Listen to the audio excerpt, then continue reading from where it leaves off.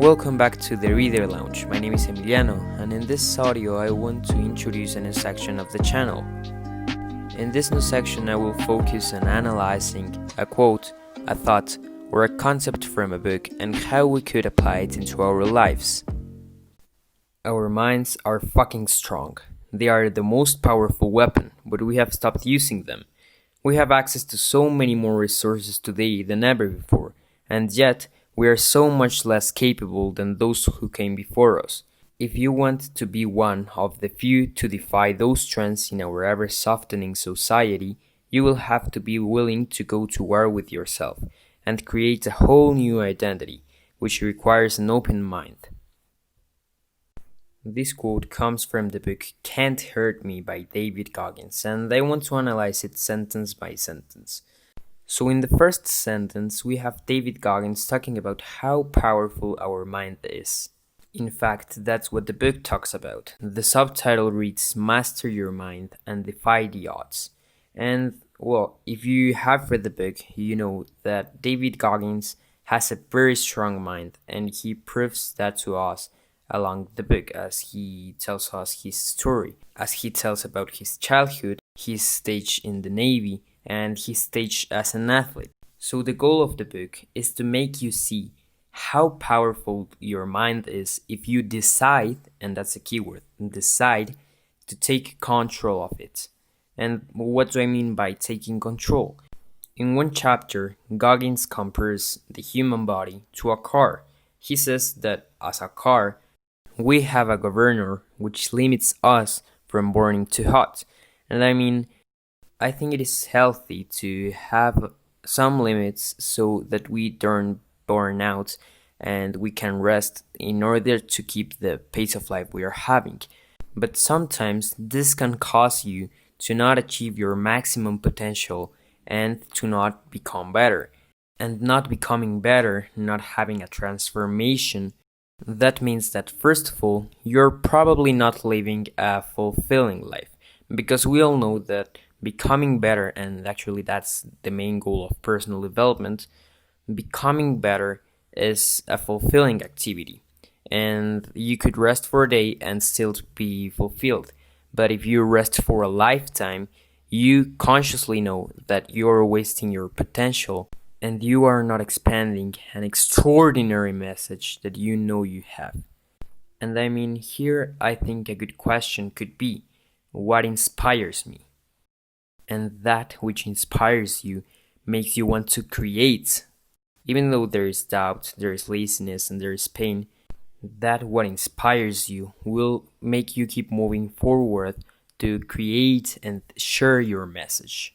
Now returning to the idea of the governor in the book, by removing your governor, by removing that voice which tells you you cannot achieve what you want and which tells you that you are not a creator, that you don't have anything to share, by removing it, you see how powerful your mind is. And just think about past experiences in which you doubted about yourself, but you overcame the adversity and lived something that inspired you. So this is what the first sentence in the quote is about. Our minds are fucking strong. They are the most powerful weapon, but we have stopped using them. That's an important part. Your governor stops you from using your mind, your power. Then the second sentence says, we have access to so many more resources today than ever before, and yet we are so much less capable than those who came before us. And here my thoughts are principally about the internet, because the internet is a great tool for anyone to make money, to connect with people, to learn, to create, and to make extraordinary things. But that same invention, that same tool, sometimes makes us lazy. Just think about that. How many hours have you spent watching Netflix or spending time on a social media platform, more time than you should?